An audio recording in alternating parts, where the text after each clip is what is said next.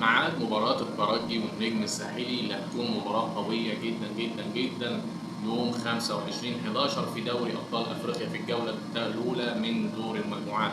الترجي والنجم الساحلي خصمان عنيدين جدا جدا لبعض، وستكون مباراة صعبة جدا وهي المباراة الأصعب ذهاب وإياب في المجموعة ج. مجموعة الهلال، الترجي، النجم الساحلي، بيترو اتلتيكو، وهي مجموعة قوية جدا جدا، أربع فرق مستويات متقاربة جدا جدا جدا، فده يصعب عليك إن أنت تتكهن إن مين اللي هيصعد أول وتاني المجموعة. وستقام المباراة يوم 25/11 على استاد الأولمبي، وآخر مواجهات بين الفرقتين كان في نصيب أسود الأطلس، كان من نصيب الترجي بعد يفوز 3 مباريات وتعادل مباراتين ولم يهزم، ولكن النجم الساحلي كان ند قوي له خلال المباريات.